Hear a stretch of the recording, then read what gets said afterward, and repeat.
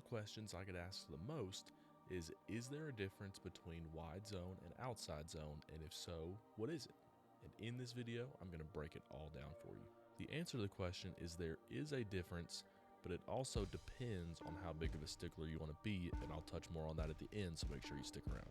So there are two primary differences between any zone running play, and they are the running back's aiming point and the technique of the offensive lineman. So we'll start with running back aiming point. If we want to get super specific, the aiming point on an outside zone run play is going to be outside the tight end.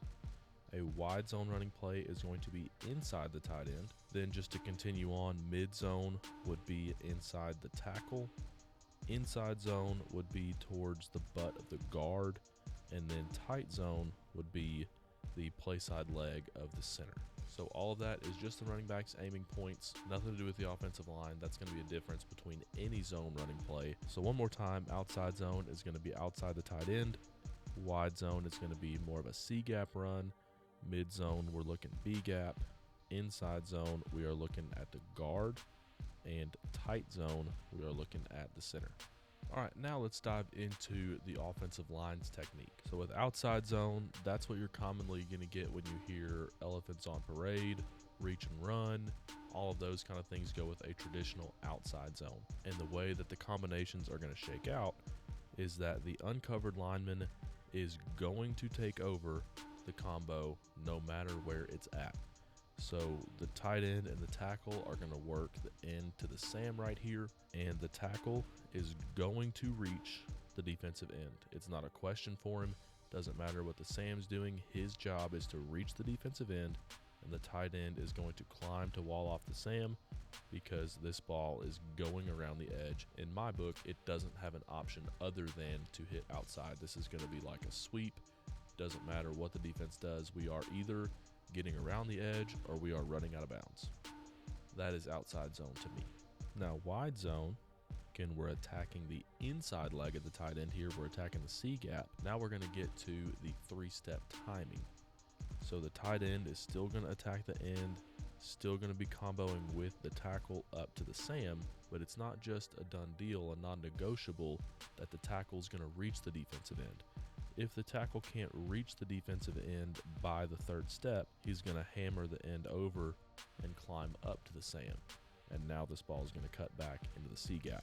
That's not to say that he can't reach the tight end and the ball can't end up bouncing outside, but it at least has the option to come back inside the leg of the tight end. That's going to be wide zone. Now I do also want to bring mid zone into the equation because it fits into a bucket that I'm going to talk about here at the end. Mid-zone technique says the tackle here, the uncovered lineman, may not combo with the play side. So for both outside and wide zone, we've had what we would call a triple combo between the tackle and the tight end up to the Sam. But with mid-zone, the tackle may not combo with the tight end at all. He is going to be responsible for the Sam one way or another. The reason that this is an important technique is because defenses have started taking this B-gap defensive lineman. Can be a 3 technique in a 4-down front, can be a 4-eye in a tight front, a 3-4. And what they're doing is they are penetrating the B-gap hard. And the goal is for that B-gap defensive lineman to cut off the zone and make it cut back from there. One of the issues that wide zone teams are having and why the prevalence and gap scheme is coming back is because this guard is climbing and the Sam is falling back to where the zone's cutting off, and the guard can't get there because he's already up at the second level. So mid-zone, we're going to stay at the first level until we have taken the first level to the second, and then now we can start getting off of our combos. Another difference is this uncovered lineman, the tackle. What he's going to do if he's uncovered is he's going to shuffle deep with eyes on the Sam.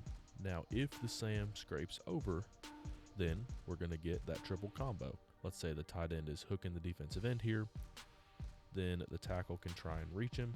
And if he can't reach him, then he can plow him out. Either way, we've got 2 for 2. If the Sam stays home in the C gap, then we are going to get a hammer and climb.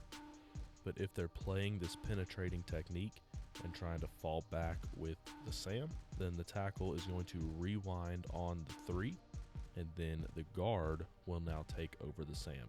So that's the differences in offensive line technique between outside, wide, and mid zone. Now, if that sounds a lot like what I talked about in my wide zone technique video, it's because it is. While yes, there is a difference between outside zone, wide zone, and mid zone, it's not enough for me to think that we need to carry all three of them. And what Coach McNally has preached on Twitter is that we can run these mid-zone techniques without changing the aiming point of the running back. So we're going to work these mid-zone techniques. Our running back is still going to attack the inside hip of the tight end. We're still going to run the same two-back schemes with our mid-zone techniques and our wide zone tags.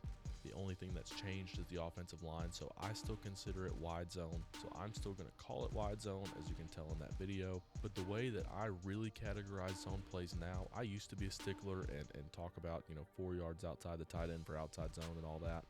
The way that I categorize them now is we have perimeter zone, and that's going to be your outside, wide, or mid zone. And then we have our interior zone, and that's going to be our inside and tight. The reason I have them categorized like this personally is I think we are going to pick one of these and one of these. I don't think we need to have outside and mid zone. Don't think we need to have inside and tight zone. We're going to have a perimeter zone play. We're going to have an interior zone play, and then we're going to have some gap schemes to counter. Let's say you want to use Coach McNally's mid-zone techniques and you're going to run, let's say, like jet sweep, and you're still going to block for it. It still works. So even if you're going to be that mid-zone team, I don't think that you have to have that reaching and running mentality just for jet sweep. For interior zone runs, you can be under center, pistol, offset. You're not going to get a huge return on investment from having multiple plays as far as inside and tight. So I think personally what I'm going to do is we're going to have a zone play that attacks the perimeter. We're going to have a zone play that attacks the interior, and then we've got our gap complements off of it. And we're not just running these one back. We got plenty of two back runs that I talk about in my coach tube system. We also have a few RPOs that we can use off of it, and if you want to check some of those out, click on the screen and watch the next video.